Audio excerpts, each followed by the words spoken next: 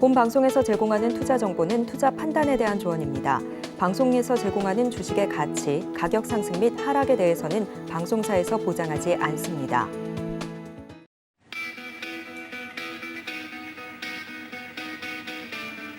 안녕하십니까. 고수익 작전 타임 진행의 도지은입니다. 간밤에 뉴욕 증시에서 단 하나의 화두를 꼽으라고 하면 단연 고용 지표와 관련된 내용일 것 같습니다.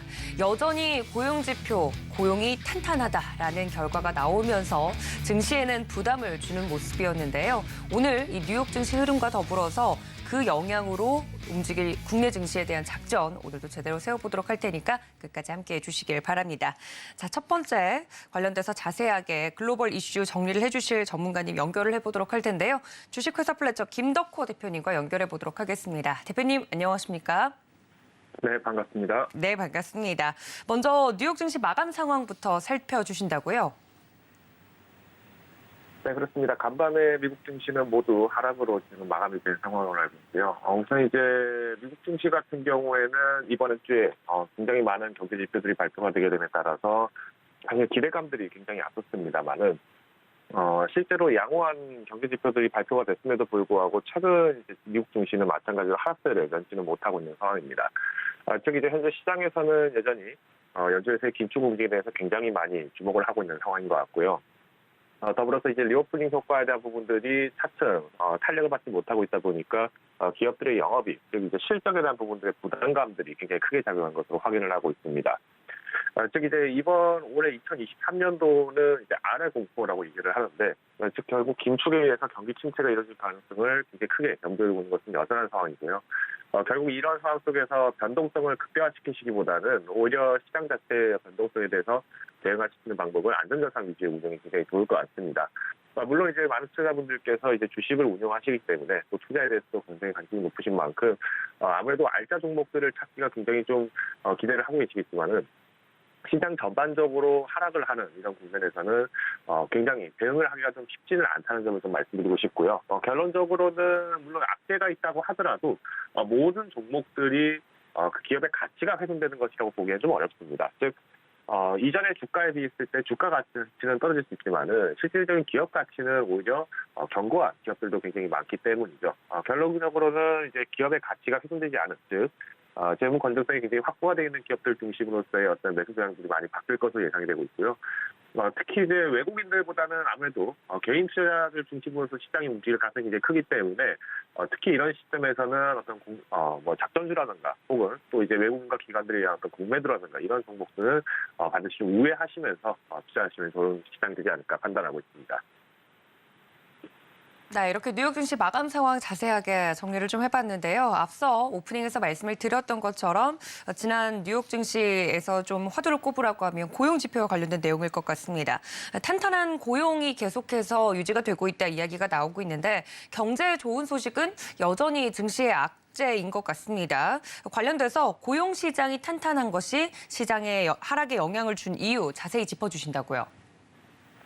사실 이제 고용 지표가 굉장히 견고하다는 점들은 시장에 대한 어떤 확신 그리고 자신감을 나타낼 때 굉장히 많이 나타납니다. 즉 이제 시장에서는 이런 어떤 고용 지표들이 굉장히 강해질수록 경기 활동, 즉 이제 경제 활동이 활성화된다라고 이제 표현을 하는데. 최근 이제 지난 2년 전부터 해서 지금 이제 경기 동향에 대한 부분들의 해석 포인트가 완전히 뒤바뀌고 있습니다. 우리가 이제 과거 코로나 시점만 하더라도 실질적으로 실업률이 미국 같은 경우에는 무려 14.7%까지 올라갔었죠. 그러다 보니까 이제 사실 이제 실업률 자체가 해소가 되고 있다는 부분들은 긍정적이라고 볼 수 있겠습니다.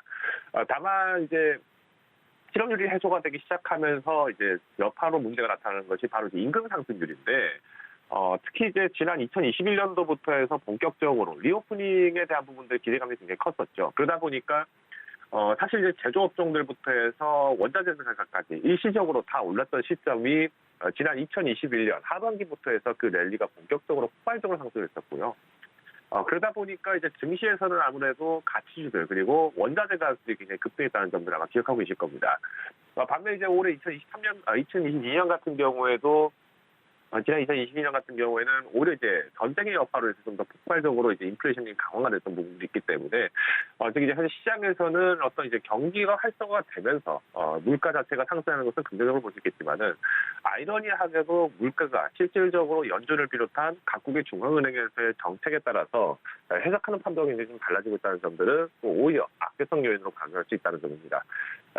일단은 이제 실업 청구 건수가 이제 마찬가지로 발표됐습니다만은 주당 실업 청구 건수가 이제 20만 건 정도 됩니다. 20만 4천 건 정도 되는데 지난 14주 그러니까 약 3달 전에 비했을 때는 확연히 줄어든 수치라고 좀 말씀드릴 수 같고요. 특히 이제 ADP 고용 같은 경우에 민간 고용 부문에서도 23만 가량의 일자리들이 또 증가했다는 점들은 기존의 예상치보다도 훨씬 더 크게 상회했다는 점에서 의의가 깊습니다. 다만 이제 실업에 대한 부분들의 해석에서 우리가 이제 IT 기업들이라든가 대기업, 특히 이제 대표적으로 뭐 메타라든가 테슬라, 트위터 그리고 뭐 아마존과 같은 이런 빅테크 기업들 같은 경우에는 이미 코로나 팬데믹 이후에 연례 없는 엄청난 해고자들을 지금 발생을 시키고 있습니다만은 이번에 이제 고용이 됐던 이제 대부분의 직종들 같은 경우에는 오히려 이제 중소기업들 위주로 해서 고용들이 좀 많이 됐다는 점 특징입니다. 이러다 보니까 사실 이제 대기업들 같은 경우는 인력 감축이 굉장히 좀 강해지고 있는 반면에 아직까지는 중소기업에서는 여전히 고학력 그리고 이제 전문 인력에 대한 부분들 수요들이 좀 나타나고 있다고 좀 볼 수 있을 것 같고요. 더불어서 이제 지금 현재 시장에서는 이러한 어떤 임금 자체에 대한 부분들의 영향도 굉장히 크다라고 판단을 하고 있습니다. 즉 이제 우리가 뭐 IT 기업의 최고 선두주자들 같은 경우에는 어떻게 보면은 임금 수준 자체가 상당히 높죠. 그러다 보니까 더 이상 높은 임금을 지급하기에는 기업 입장에서 부담이 되다 보니까 말씀드렸던 이런 어떤 대형 기업들 같은 경우에는 오히려 구조조정을 비롯해서 이제 인력 해고를 좀 하고 있는 상황이고요.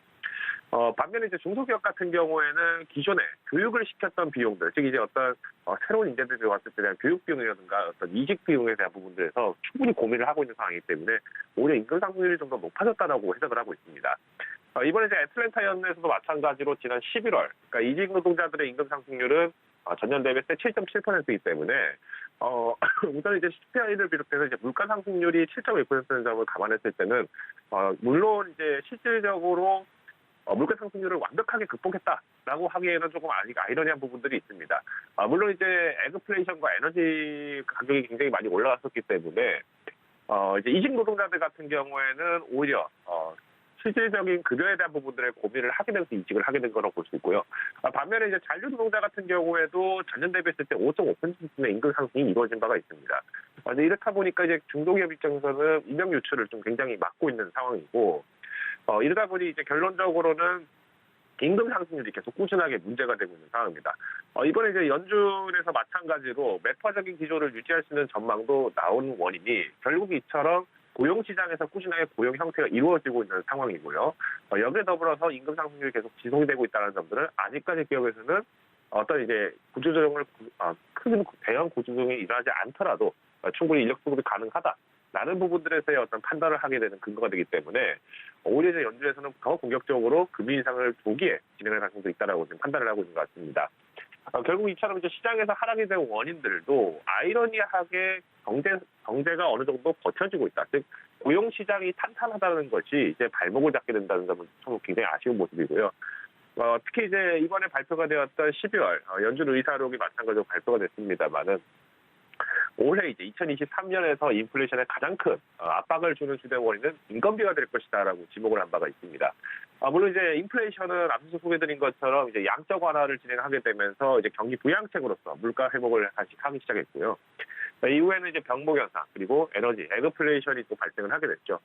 결론적으로 이제 인건비의 부담이 나타나고 있다는 점들은 어떤 것이냐면은 결국 모든 어떤 기업의 생산 가격에 대한 부담들, 이제 생산 단가에 대한 부담들을 낮추기 위해서 소비자에게 전달을 했지만은 마찬가지로 소비자에게 전달했던 물가를 감당하지 못하기 때문에 또 임금 상승이 또 올라가는 아이러니가 나타났습니다. 결국 이처럼 이제 악순환이 반복되게 되면은 오히려 이제 기업들의 실질적인 영업 역량이 굉장히 많이 후퇴할 것으로 예상이 되고 있고요. 이는 이제 실적이 만약 어려워지게 될 경우에는 결국 기업도 파산을 하게 되는 가능성이 굉장히 높아집니다. 이렇게 될 경우에는 어떤 회사채라든가 더불어서 이제 각국에서의 어떤 국가 운영에 대해서 굉장히 또 자금조달이 문제가 되기 때문에 국채 자체도 굉장히 후퇴할 수밖에 없죠.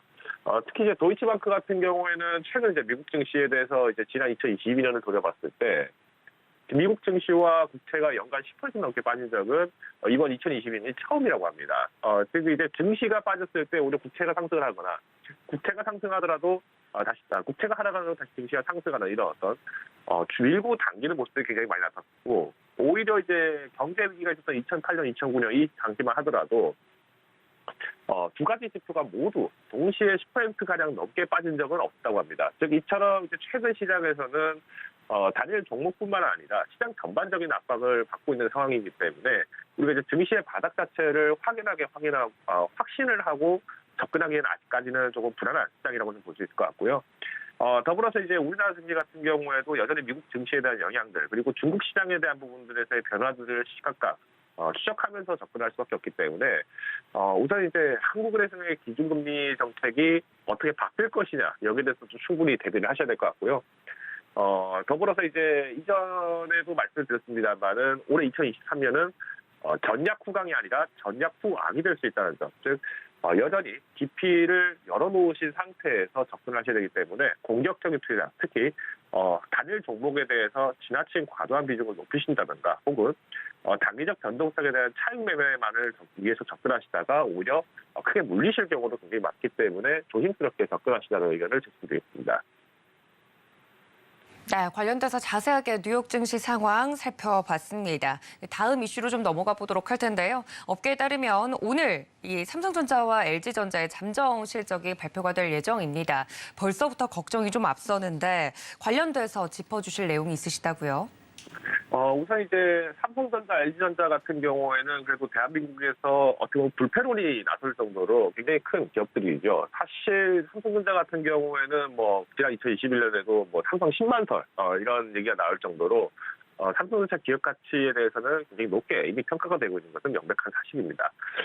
다만 이제 경기 침체가 이루어지게 되면서 최근 접하셨던 소식들 중에서 굉장히 큰 악재성 요인이라면은 반도체 시장마저도 굉장히 후퇴를 하고 있다는 점. 특히 이제 IMF 이후에 반도체 상품 자체가 굉장히 효자 상품이었는데 오히려 이제 상품 수출 자체에서도 굉장히 많은 후퇴가 일어나고 있다는 점들을 아무래도 투자자분들께는 굉장히 큰 부담감을 좀 작용하지 않을까 생각을 하고 있습니다. 먼저는 이제 경기 침체가 이루어지다 보니까 최근 산업 수요의 이제 가장 핵심이 되는 반도체 수요도 급감을 할 수밖에 없었고요. 이러다 보니까 지난 2022년 12월, 그러니까 수출 증가율이 29%가 더 역으로 줄어드는 양상이 나타났습니다. 물론 이제 작년 반도체 수출액을 보시면은 1,292억 달러 수준이고 전년 대비했을 때는 수출량 자체는 1% 정도 증가를 했습니다. 다만 이제 지난 상반기와 하반기에 대한 실적들이 명백하게 차이가 좀 있었고요. 특히 이제 지난 3월 우크라이나 전쟁이 발발한 이후에 시장에서는 오히려 반도체 매출 자체는 3.9% 성장을 했습니다만은 지난 8월 이후부터 해서 마이너스권 성장을 이루기 시작하면서 오히려 이제 악성 재고가 좀 굉장히 많이 남고 있다는 것이 특징입니다. 특히 이제 11월 같은 경우에는 오히려 이제 반도체 생산 자체를 역으로 줄여들어가기 시작했었고요. 특히 이제 재고 물량도 1.4%가량 더 증가했다는 점들이 현재 시장에서는 반도체 시장에 대한 투자분들의 가치가 굉장히 많이 좀 역평가되고 있다라고 좀 말씀드리고 싶습니다. 대표적인 사례를 좀 하나 말씀드리고 싶다면은 뭐 미국의 이제 우리 사학개미 분들이 굉장히 많이 투자를 했던 종목에서 뭐 테슬라를 비롯해서 애플 그리고 뭐 TQQQ 이제 나스닥 지수에 대한 QQQ 상품을 3배수로 추정하는 ETF 상품이죠. 그리고 이제 뭐 필라델피아 반도체 지수를 3배수 추정하는 SOXL 같은 이런 ETF 상품도 실질적으로 가장 큰 손실을 입었던 상품이라고 말씀드릴 수 같습니다. 즉 이처럼 이제 기술주들에 대한 부분들의 불안 시장이 나타나는 것은 사실상 뭐 이제 반도체 시장도 이미 어느 정도 강화를 할 수 있겠습니다만은 가장 큰 문제점은 현재 이제 기술주에 대한 부분들보다도 가전제품을 비롯해서 전방위 산업이 압박을 받고 있다 보니까 어떤 기업이든 살아남기는 사실 쉽지 않다는 점이죠. 물론 이제 반도체 부분만 유독 수출이 축소가 된 것은 아닙니다. 마찬가지로 이제 화학업종 그리고 이제 바이오 업종을 비롯해서 가전제품까지도 다양한 업종들이 20% 넘는 어떤 매출 그리고 수출 감소가 굉장히 꾸준하게 이어지고 있는 상황이고요. 이런 시점에서 이제 삼성전자라면은 아무래도 어떤 매출 성장 자체보다는 영업이익에 대해서 초도 효과가 좀 맞지 않을까라고 말씀드리고 싶습니다. 이번 이제 4분기 정리드리겠습니다. 이번 이제 삼성전자 같은 경우에는 마찬가지로 매출이 이제 8% 정도 증가를 했습니다만은 오늘 영업이익 같은 경우에는 사실상 반토막이나 수준으로 나올 수밖에 없다는 점들이 아무래도 이런 어떤 시장에서의 어떤 축소 국면을 대변하고 있는 것이 아닌가라고 말씀드리고 싶습니다. 3분기 이제 재고자산 같은 경우도 마찬가지로 가전 부분은 특히 이제 좀 굉장히 좀 악재가 굉장히 좀 크다라고 말씀드릴 것 같은데. 삼성전자 같은 경우에도 재고자산이 지금 벌써 작년 대비했을 때는 50% 정도 더 이미 남은 상황입니다. 그러다 보니까 지금 뭐 삼성전자가 지금 또 세일 행사를 또 굉장히 좀 과감하게 하고 있고, LG전자도 마찬가지로 가전제품에 대해서 특히 이제 뭐 고가 상품들을 굉장히 많이 좀 할인을 하고 있는 상황인데, 물론 이제 제품을 소비하는 소비자 입장에서 굉장히 긍정적이겠죠. 다만 이제 투자자분들 입장에서는 아무래도 이런 상황도 좀 반갑지는 않을 것 같습니다. 우선은 이제 삼성전자에 대한 부분들의 기대감들이 좀 사실상 과거 작년에 비했을 때는 상당 부분 실망감들이 굉장히 좀 많이 나오고 있고요. 특히 이제 삼성불패라고 하는 그 단어들조차도 이제는 많이 좀 퇴색된 것이 아닌가라는 의견들도 좀 굉장히 많이 나오고 있습니다. 다만 이제 이처럼 삼성전자도 어떻게 보면은 우리나라 시가총액 1위를 달성한 어마어마한 기업이기 때문에 이런 기업들이 말 그대로 어렵다라는 점들은 관련되는 유관 업종들 그리고 이제 관련 종목들도 변동성을 굉장히 좀 크게 보일 가능성이 큽니다. 때문에 이제 삼성전자와 LG전자에 대해서 실적 발표가 된다는 점들은 우선 이제 그 각 사업부별로의 어떤 실적들을 좀 추적하셔야 될 것 같고요. 물론 확정 실적이 아니라 잠정 실적이기 때문에 여전히 캡터가 어느 정도 있습니다만은 우리가 뭐 마찬가지로 이제 시간이 지나면서 확정 실적이 발표가 되고 그 이후에는 이제 올해 1분기 실적에는 또 다시 초점이 맞춰지는 상황이기 때문에 단기적으로는 시장의 악재성 요인들이 훨씬 더 큰 만큼 오히려 종목에 대한 부분들에서의 옥석 부분 조심하셔야 될 것 같고요. 오히려 옥석 구별을 잘 하셔서 가려내셔야 될 종목들을 차별하시는 것도 필요하다고 판단을 하고 있습니다. 네, 오늘 잠정 실적 발표 예정인 삼성전자와 LG전자에 대해서도 자세하게 이야기를 들어봤습니다. 지금까지 주식회사 플래처 김덕호 대표님과 이슈 분석해봤습니다. 대표님 고맙습니다. 감사합니다. 네, 이렇게 자세하게 글로벌 이슈와 국내 이슈 두 개 다 짚어봤는데요. 보다 반도체와 관련돼서 자세하게 이슈 분석해 주실 다음 전문가님 모셔보도록 하겠습니다. 루크투자연구소의 임순재 대표님 스튜디오에 모셨습니다. 대표님 어서 오세요. 네, 안녕하십니까? 네, 앞서서도 저희가 잠정 실적 발표 예정인 삼성전자, LG전자 좀 간단하게 짚어봤는데요. 오늘 반도체에 관련된 내용을 좀 짚어주신다고 하셔서 기대가 됩니다. 현재 반도체 업계 굉장히 어렵다는 이야기는 많은데 그나마 이 상승 트리거가 좀 눌렸던 부분이 세액공제 확대와 관련돼서 좀 분위기가 화기애애해져 가고 있는 것 같습니다. 여기와 더불어서 앞으로 상승 계속할 수 있을지 개인적으로 궁금한데 어떻게 보십니까? 네, 일단 지금 이번 주서부터 이제 반도체주가 강했었던 가장 큰 이유는 반도체에 대한 이제 세액 공제를 확대하겠다라는 그런 내용이다라고 보시면 될 것 같습니다. 이번 주 화요일이었죠. 화요일 날 정부에서 반도체에 관련된 이제 세제 공제액을 지금 예정에 되어 있는 것보다는 이제 확대 이제 실시를 하겠다. 이에 따라서 1월 달서부터 이제 소급을 하겠다라는 그런 얘기가 나오고 있고요. 그러다 보니까 반도체 관련주들이 이틀 연속 강한 상승세를 보였습니다. 다만 이제 어제 같은 경우에는 이제 그동안의 차익 매물이 나오면서 조금 약세를 보였다라고 보시면 될 것 같고요. 대신 삼성전자나 SK 하이닉스 같은 경우는 어제 주가가 비교적 강한 그런 흐름세를 이어가고 있는 그런 상황입니다. 일단 대통령실 지시로 인해서 첨단 산업에 대한 시설 투자에 대한 세액 공제가 대폭 이제 확대가 추진된다라는 겁니다. 작년 정기국회 때 이제 예산안이 통과되면서 첨단 산업에 대한 이제 시설 투자에 대한 세액 공제가 확대 의결이 됐습니다. 근데 시장 예상과는 다르게 한 2% 정도밖에 증가를 안 했기 때문에 이럴 거에 대한 이제 여러 가지 이제 불만 사항들이 많이 나왔고요. 이번 정부 여당에서는 한 20%, 그러니까 여당에서는 한 20%, 그다음에 야당에서는 10% 정도의 이제 세액 공제를 원했었는데 기재부에서 세수 감소를 이제 이유로 반대를 했기 때문에 인상폭이 좀 줄어서 들었던 그런 측면이 있습니다. 이런 상황에서 이제 윤석열 대통령이 이제 관련된 세제 지원이 너무 미흡하다라고 기재부에다 이제 그 검토를 지시하는 그런 상황이어서 최근 들어 이제 다시 공제율이 처음 예상 얘기가 나왔었던 뭐 대기업일 경우는 15%, 그다음에 중소기업일 경우는 25%로 확대를 해야 된다라는 그런 얘기가 나왔다라고 보시면 될 것 같습니다. 뭐 이번 달 중에 아마 조특법이 개정안이 이제 발의가 된다라고 해서 통과가 된다라고 하게 되는 거를 이제 목표로 정부에서 이제 수행을 하고 있다라고 보시면 될 것 같고요. 뭐 이렇게 이제 세액공제가 커진다라고 하게 되면 반도체 산업의 경쟁력 강화 측면에서 보면 상당히 긍정적인 영향을 미칠 수밖에 없는 그런 상황입니다. 특히 뭐 삼성전자 같은 경우 뭐 작년과 비슷한 규모의 투자 규모를 유지할 경우다라고 하게 되면 6조 원까지 가량 정도의 이제 세액공제를 받을 수가 있기 때문에 그만큼 회사 측면에서 보면 상당히 기업 실적 그러니까 영업이익 측면에서 상당히 개선이 될 수 있는 그런 상황이고요. 이번에 발표되는 이제 반도체 지원책이 뭐 예정한 대로 통과된다라고 하게 되면 미국이나 일본, 유럽에서 나왔었던 여러 가지 반도체 그 법과 뭐 거의 비슷한 수준의 그런 이제 세제 혜택이 나오기 때문에 반도체 경쟁력 측면에서 보면 상당히 좀 긍정적이다라고 보시면 되겠습니다.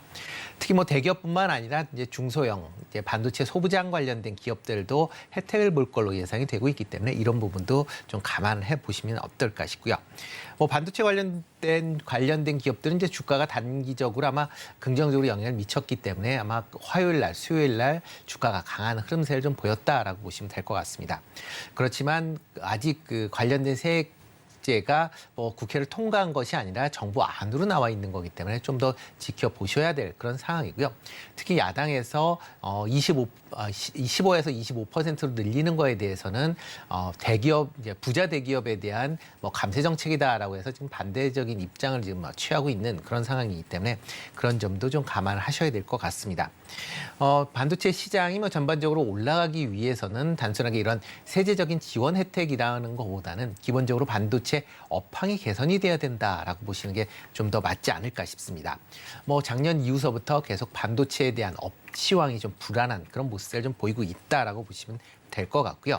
뭐 경기 침체에 따라서 전방 산업이 이제 IT 관련 기기 아니면 클라우드 관련된 그런 서비스 기업들의 이제 수요가 좀 감소에 따른 그런 이제 감소에 따른 그런 부분이다라고 보면 그쪽이 개선이 되기 전까지 상당 부분 좀 어려워질 수 있다라고 보여집니다.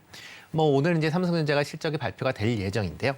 뭐 이미 실적이 발표됐던 이제 미국의 마이크론 테크놀로지 같은 경우에는 8월에서 11월까지 영업이익이 적자로 전환이 됐습니다. 그리고 SK 하이닉스도 지금 적자 전환이 여러 가지 얘기가 되고 있는 그런 상황이고요.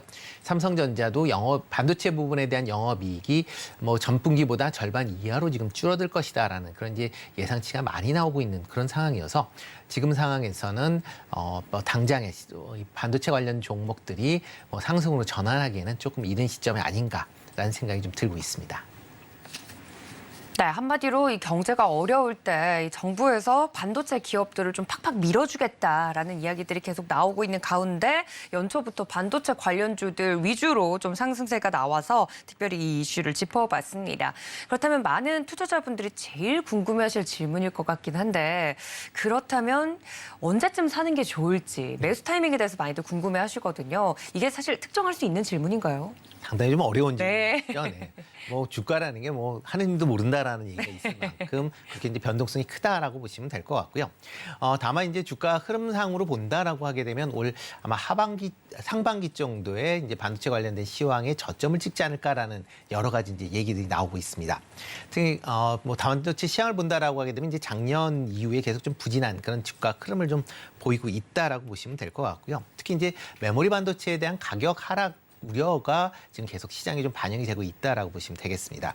뭐 올해 이제 작년 12월 달에 8기가 D램 기준으로 본다라고 하게 되면 고정 가격이 2.21달러를 기록을 했습니다. 이거는 지난 3월 달 작년 3월이었죠. 3.9달러에 비해서 한 40% 정도 하락을 하는 그런 모습을 보일 만큼 전반적으로 이제 하락세가 좀 이어지고 있는 그런 상황이고요.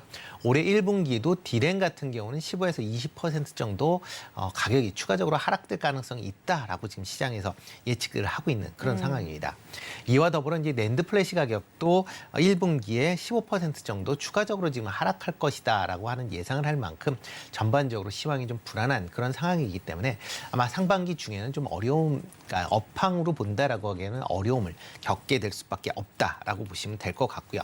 뭐 그러다 보니까 뭐 증권회사에서 뭐 많이 이렇게 상반기 나쁠 것이다라고 하게 되면 하반기는 정확하게 어떻게 될지 모르기 때문에 상저하고라는 그런 이제 단어를 제일 많이 쓰고 있다라고 보시면 될 것 같고요.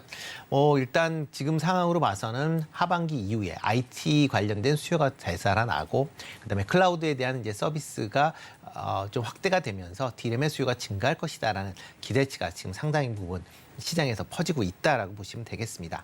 그러다 보면 하반기 정도에 는 어느 정도 반도체 시황이 개선이 될 것이다라고 보면 그 전 분기 정도, 그러니까 2분기 정도, 만약 2분기의 바닥이다라고 하게 되면 1분기 말, 그다음에 하면 3분기 정도의 바닥이다라고 하게 되면 2분기 한 말 정도에 뭐 주가가 반닥을 찍고 상승할 가능성은 충분히 있으니까 아마 그때 타이밍에 맞춰서 투자를 하시는 게 어떨까 싶고요. 가장 확실한 거는 메모리 반도체 가격의 하락폭이 어느 정도 이제 멈추는 그리고 또 반등되는 그런 시점까지 조금 기다리셨다 투자하시는 게 어떨까라는 생각을 해보고 있습니다. 네, 제가 기억을 했습니다. 2분기 말 정도에는 좀 바닥을 찍고 반등해 줄 수 있지 않을까. 늦어도 예, 조심스러운 분석을 좀 이야기를 해주셨는데요. 사실 이 바닥을 기가 막히게 타이밍을 잡는다는 건 너무 어려운 일입니다. 네. 그래서 투자자분들은 아마도 이런 큰 시황을 전반적으로 보시고 전반적으로 그 포트폴리오를 비중을 조절해 나가시면서 대응 전략을 짜가실 것 같은데 그러면 앞으로 반도체주 시장 대응 전략에 대해서도 좀 여쭤보도록 하겠습니다. 이게 좀 이렇게 분기별로 길게 봐야 되는 산업군이기 때문에 천천히 좀 매수를 해두면서 전략을 짜가는 것도 나쁘진 않을 것 같은데 어떤 대응 전략이 유효할까요? 네, 반도체주는 중장기적으로 긍정적으로 이제 보셔야 되지 않을까 싶습니다. 계속 이제 향후에 반도체 수요는 계속 증가할 수밖에 없는 거고요. 특히 IT 관련된 부분도 있지만 이제는 전장 관련된 부분도 이제 반도체가 많이 사용량이 증가하면서 수요량이 더 증가할 것이다라고 예상을 하고 있습니다. 그리고 거기에 요즘에 AI 반도체 등 다양한 차세대 반도체에 대한 이제 관심사가 확대되고 있다라고 보시면 될 것 같고요. 그러다 보면 이제 중장기적인 이제 관점에서는 당연히 반도체 업종은 더 성장을 할 것이다라고 예상을 하고 있습니다. 그렇지만 이제 단기적인 관점에서 본다라고 하게 되면 IT 업황에 대한 이제 개선 속도를 확인하시면서 투자에 임하시는 게 어떨까라는 생각을 해보고 있고요. 특히 이제 경기 변동에 따라서 IT 수요가 달라진다라는 그런 점을 감안을 해서 본다라고 하게 되면 일단 IT 수요가 어느 정도 바닥권을 지나가는 그런 시점이 이제 저점이다라고 보시면 될 것 같습니다. 반도체 관련주들이 지금 주가가 많이 하락을 했기 때문에 과연 더 많이 빠질 것이냐라고 물어보시면 본다라고 하게 되면 아마 떨어지는 폭은 상당히 좀 제한적일 수밖에 없다라고 보시면 될 것 같습니다. 특히 국내 삼성전자나 SK하이닉스 같은 경우에 이전에 이런 이제 여러 가지 사항들을 반영을 해서 주가가 많이 하락이 되었는 그런 상황이고요. 그렇다고 이런 상황이 계속 지속이 될 게 아니라 어느 정도 되면 이제 상승으로 전환될 수 있다라는 게 시장의 많은 참여자들의 생각이다라고 보시면 크게 하락을 한다라기보다는 지금 정도 수준에서 옆으로 횡보하거나 아니면 박스권에서 움직일 가능성은 충분히 있다라고 생각이 됩니다. 그러다 보면 반도체가 이렇게 박스권 내에서 움직인다라고 하게 되면 이렇게 좀 어떤 이제 낙폭이 이제 크게 되는 그런 이제 시점이 된다라고 하게 되면 저점 분할 매수 관점에서 접근하시는 건 여전히 유효하다라고 보여지고요. 그렇기 때문에 가장 한동안은 박스권 매매를 통해서 저점에서 매수했다가 고점에서 매도하는 그런 트레이닝 전략이 필요한 그런 시점 아닌가 싶고요. 장기적으로 보면 여전히 반도체 관련주들은 저점 매수 관점에서 접근하실 필요는 분명히 있다라고 생각이 듭니다. 네, 이렇게 전반적인 반도체주 시장 대응 전략까지 이야기를 들어봤습니다. 아무래도 이 반도체 대형주들이 좀 가야 국내 증시도 잘 갈 수 있는 구조이기 때문에 보다 자세하게 반도체 집중적으로 포커스를 맞추어서 내용을 다뤄봤습니다. 지금까지 루크투자연구소의 임순재 대표님과 함께했습니다. 대표님 고맙습니다. 네, 고맙습니다. 네, 이어서 국내 증시 작전 세워보도록 하겠습니다. S인베스팅 코리아 임혁 수석 연구원님과 화상으로 연결해 보도록 하죠. 연구원님 안녕하십니까?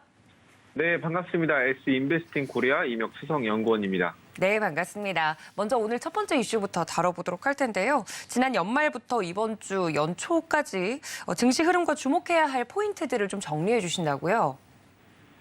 네, 일단 일단 23년도 첫 인사를 좀 드리면서 먼저 연말부터 이번 주에 이르는 이제 증시 흐름을 좀 짚어드리도록 하겠습니다.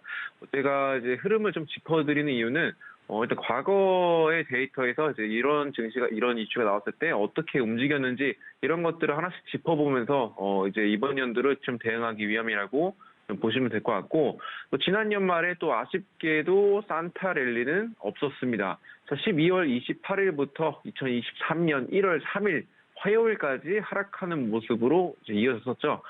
이제 국내 증시가 또 28일부터 하락세를 보였던 이유는 외국인과 기관의 배당을 위한 매수세를 강한 매수세가 이어졌었죠. 그러면서 28일 날에 배당락이 걸리면서 배당을 확정받은 투자자들이 쭉 빠져나오고 나왔다고 이제 볼 수가 있겠습니다. 자, 그렇게 1월 3일까지 하락하는 모습으로 좀 이어졌었는데, 또 1월 3일 날 호재거리가 또 하나 나와줬죠. 바로 이제 우리나라 정부에서 이제 반도체나 디스플레이, 로봇을 포함한 국가 전략 기술에 대해서 이제 단기분 세액 공제율을 이제 대기업과 중견기업 같은 경우는 기존 8%에서 15%로 상향 조정이 되고, 그리고 중소기업은 16%에서 25% 상향 조정한다는 그런 소식이 있었습니다. 만약에 삼성전자가 올해 반도체 생산 시설에 1조 원을 투자를 한다면 정부안 기준으로 1,500원에 달하는 세금을 감면받을 수가 있게 된다는 말이 되겠죠. 그리고 또 신성장 원천기술 산업의 경우도 대기업은 6%, 중견기업은 10%, 중소기업은 16%로 상향 조정된다는 그러한 소식도 나와줬습니다. 또 여기에 이어서 또 증가분 세액 공제율은 이제 2023년부터 모든 산업에 대해서 최대 10%로 적용이 되고 있는데, 또 이것을 만약 감안을 했을 경우는 반도체 대기업은 최대 15%와 10%를 더해서 25% 정도가 되고, 그리고 중소기업 같은 경우는 최대 35%의 세액 공제율이 적용이 된다고 보시면 되겠습니다. 자, 그래서 코스피의 경우를 좀 본다면 1월 3일 날에 이제 시장을 본다면 2% 코스피가 2% 넘게 급락하는 모습을 좀 보였음에도 불구하고, 또 이렇게 증가분 세금 이제 감면에 대해서 감액에 대해서 이런 소식이 나와주면서 약보합 상태로 하락폭을 굉장히 많이 축소하면서 마감이 됐습니다. 자, 그 다음 날이 4일은 어땠죠? 세액공제 소식이 본격적으로 시장에 반영이 되면서 글로벌 증시 대부분 하락을 보였었죠. 하지만 국내 증시 같은 경우는 코스피, 코스닥 양시장 모두 1% 넘게 큰 폭으로 상승하는 마감되는 모습을 보였습니다. 그 이유를 더욱 자세히 살펴본다면 우리나라는 어떤 게 강하죠? 반도체가 강국인 나라죠. 자, 그만큼 반도체의 움직임에 따라서 좀 증시 방향이 결정되는 날이 좀 많은데, 특히나 4일 날에는 1월 4일 날엔 삼성전자가 4.33% 급등하는 모습을 보였고, 또 SK 하이닉스는 7.14% 큰 폭으로 이제 좀 폭등하는 그런 모습을 보였습니다. 자, 이날 같은 경우는 국내 투자자들보다는 이제 외국인이 최근에 이제 한국 증시가 저평가되겠다라고 판단을 하면서 우리나라 증시의 기회를 이제 노리고 있었는데, 또 원달러 환율도 많이 하락하면서 이제 관심을 가지기 시작했죠. 또 특히나 또 글로벌 증시가 부진할 때 국내 증시에 투자하는 외국인이 많이 몰렸다고 할 수가 있겠습니다. 또 어제도 외국인이 좀 순매수가 이어졌었는데, 4일 밤에 발표된 FOMC 또 의사록 공개가 있었죠. 거기서 페드 위원들이 금리 목표치를 낮추기 시작하는 게 적절하다고 예상한 참석자가 단 한 명도 없었고, 또 경제 지표가 인플레이션이 2%로 지속적으로 하락하고 있다는 그런 확실한 지표가 지속적으로 나와야 한다는 그런 입장을 밝혔습니다. 또 여기서 중요했던 언급이 또 닐 카시카리 미니애폴리스 연준 총재가 올해 상반기는 금리 5.4% 근방으로 인상을 할 필요가 있다는 등의 초강경 긴축 위주를 좀 재확인하면서 국내 증시 상승폭을 반납하는 모습을 보였습니다. 자, 그 이후에 코스피 외국인이 한국 세액공제 소식으로 인해서 5천억 이상 순매수하는 모습을 보여주면서 좀 반등에 성공을 했는데 코스닥은 외국인이 기간의 동반 순매도로 상승세로 전환하지 못하고 마감된 모습을 보였습니다.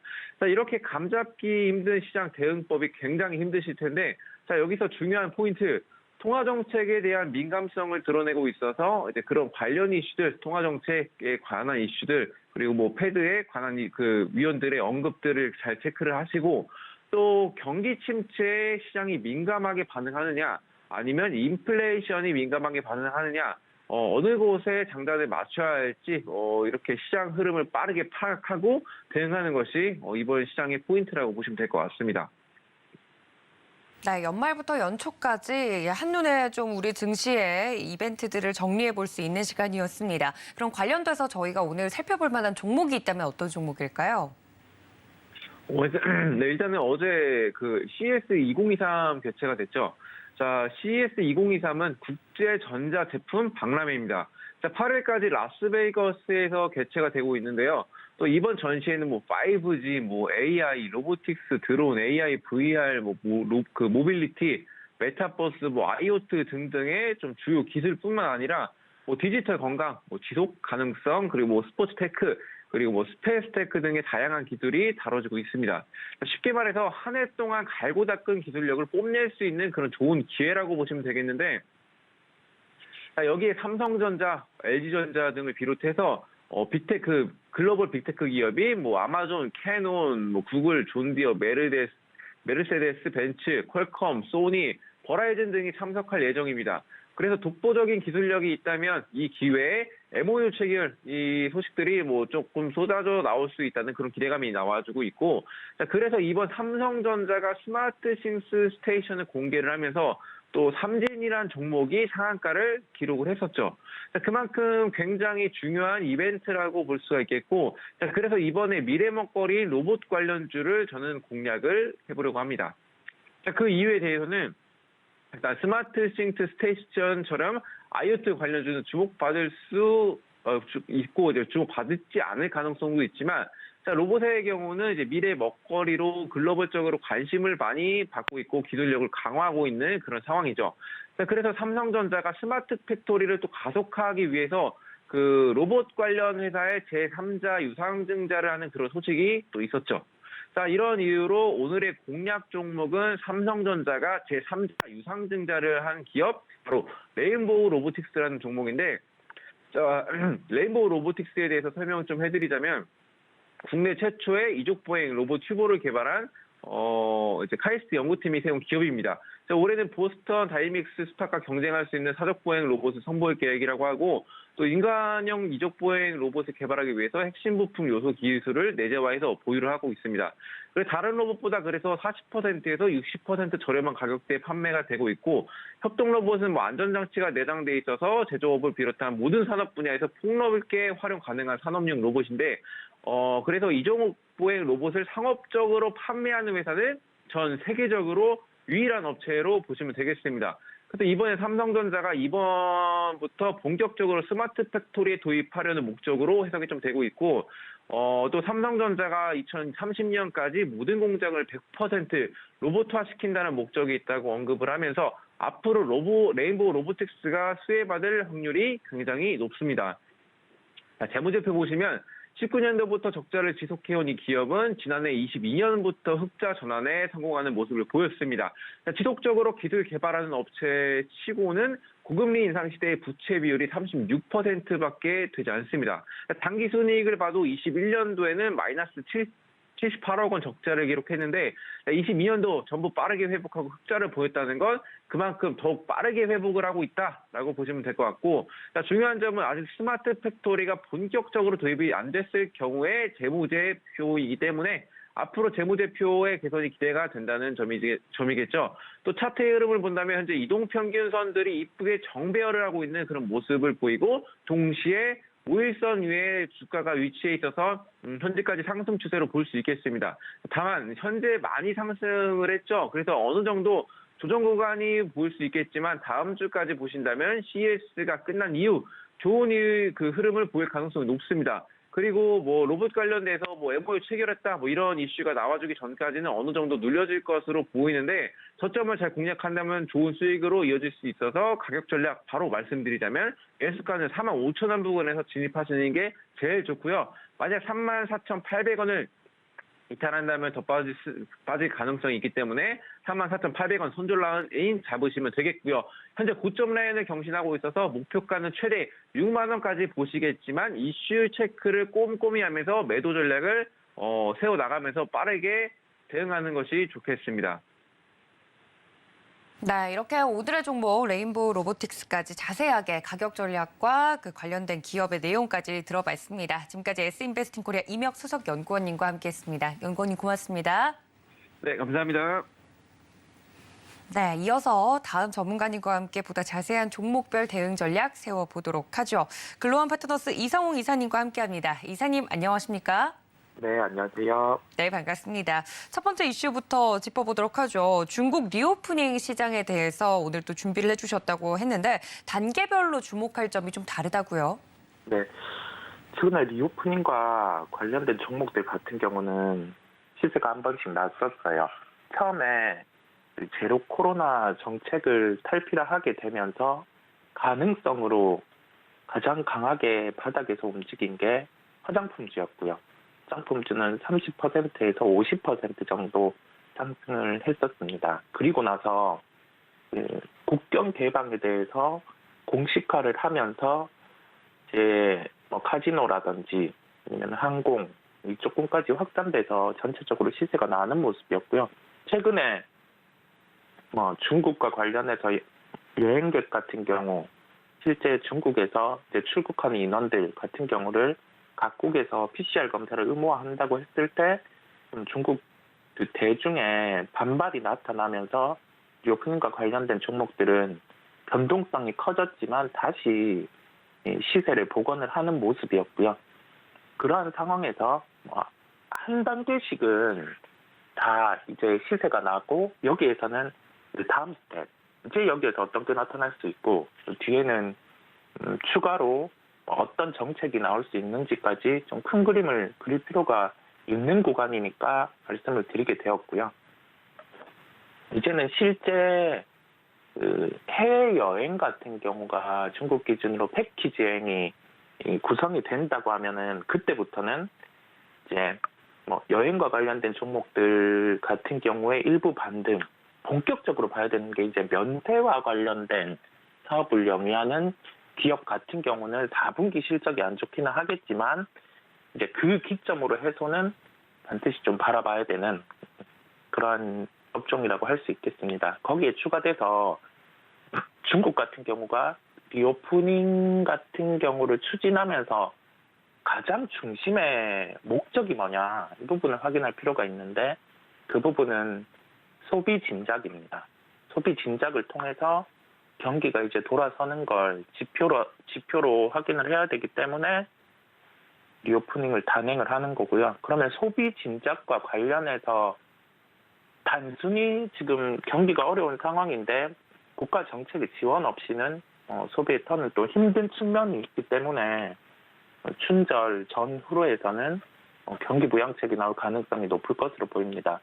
그러면 우리는 지금 중국 재고 이슈와 관련해서 제품들이 발목을 잡고 있는 쪽들, 뭐 스마트폰과 관련해서는 삼성전기를 보면 되겠고요. 화학철강주 같은 경우가 대표적으로 중국의 소비가 나타나야지 지표가 턴을 할 수 있고 주가 같은 경우는 상당히 지금 하락이 나와 있는 상황입니다. 그렇다 보니 당연히 4분기 실적은 안 좋을 텐데 그 4분기 실적이 나오는 1월 기점에서는 이제는 화학철강 이쪽 같은 경우도 전제 조건 하나를 두고 즉 경기 부양이 나타날 가능성을 두고 이제는 접근을 해봐도 된다라는 시각이 있습니다. 네, 이렇게 중국 리오프닝 관련돼서 종목들에 대한 움직임 자세히 좀 짚어주셨는데 그렇다면 오늘 특징적인 종목은 어떤 종목일까요? 네, 오늘 특징주는 글로벌 텍스프리를 말씀드리려고 합니다. 생소한 종목일 수도 있는데 한 발 빠르게 미리 준비해야 된다는 생각이 들었어요. 남들이 다 보고 있고 실제 좀 매매에 대입해서 시세가 난 종목들도 있겠지만은 동일하게 시세가 난 종목군들 중에서도 위로 더 열려 있는, 그러니까 상승을 할 수 있는 요소가 아직 더 남아 있는 쪽으로 집중을 할 필요가 있습니다. 그렇다 보니 이 종목을 말씀드리게 되었고요. 외국인 관광객에 대한 내국세 환급 대행 사업을 하고 있습니다. 그러면 중국 관광객들이 패키지 관광 같은 경우가 구성이 돼서 이제 우리나라로 들어온다고 하면은 기존에 코로나가 계속 확진자가 높은 단계에서는 당연히 이게 내국세 환급 같은 경우가 수치가 아주 떨어졌을 거, 실적이 안 좋았을 거고, 근데 이제 여행객이 들어오면 이 부분에서 자연스럽게 실적 같은 경우는 발생을 하는 구조입니다. 그렇다 보니까 이 회사 같은 경우는 지금 주가가 기대감으로 일부 반등을 하기는 했지만 아직 상승할 수 있는 여력들, 이 총매 같은 경우는 해외여행 패키지가 구성이 되었을 때 또 하나의 더 기대감으로 먼저 상승을 할 수 있는 구간에 주가가 위치를 하고 있고요. 그렇다 보니까 이런 종목 같은 경우를 관심을 가질 필요가 있겠습니다. 가격 접근은 3,260원대 접근 가능하겠습니다. 네, 이렇게 오늘의 특징적인 종목 글로벌 텍스프리 자세하게 가격 전략까지 말씀을 드렸습니다. 여러분들 이점까지 참고 부탁드리고요. 다음 이슈로 넘어가 보자면 미국 시장 연내 금리 인하 가능성에 대해서 없을 것이다라고 못을 박았죠. 이 내용에 대해서 자세히 짚고 넘어가 주신다고요. 네, 금리와 관련된 부분 우리 연준 의사록 발표를 하면서 연준 의사록에 대해서 이 부분을 녹여서 얘기를 하는 모습이었고요.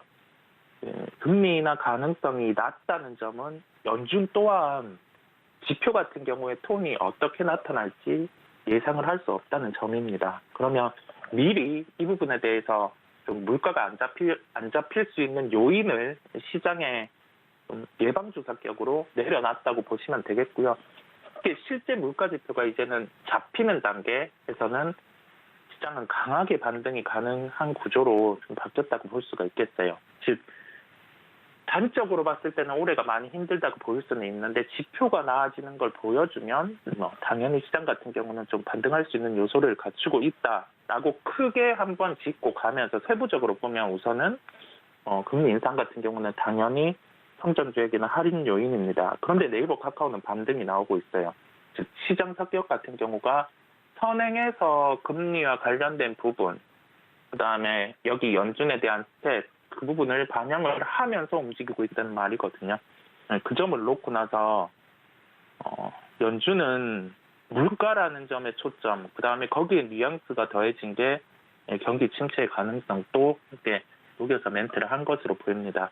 우리는 그러면 경기 침체의 바로미터가 될 수 있는 부분을 실시간 지표로 살펴보고 갈 필요가 있겠고요. 왜 실시간 지표를 말씀을 드리냐면 우리가 주식시장은 매일 열리고 1분마다 시세는 계속 바뀌고 있어요. 그러면 이렇게 월간으로 발표되는 지표를 대입해서 주식시장의 흐름을 예측을 한다는 건 그게 데이터는 이미 시장에 반영돼 있는 성격이 있는 겁니다.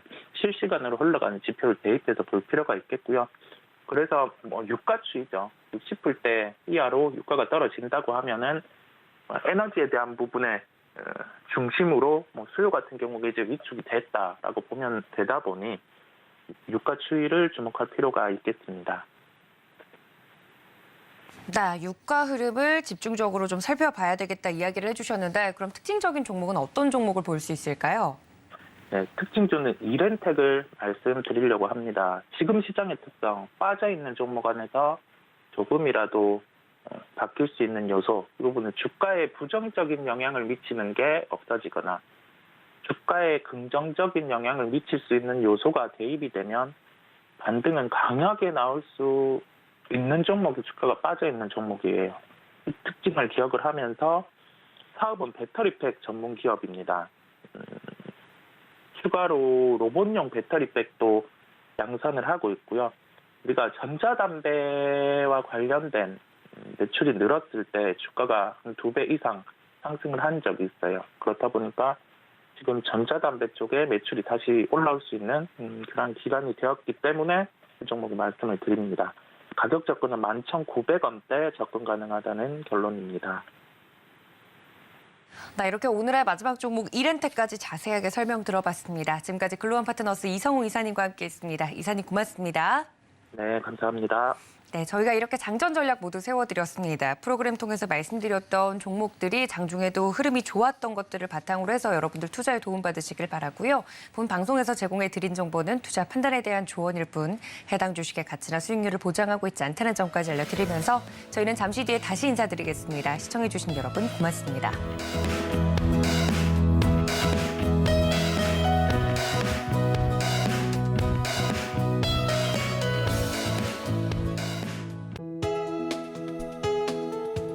본 방송에서 제공하는 투자 정보는 투자 판단에 대한 조언입니다. 방송에서 제공하는 주식의 가치, 가격 상승 및 하락에 대해서는 방송사에서 보장하지 않습니다.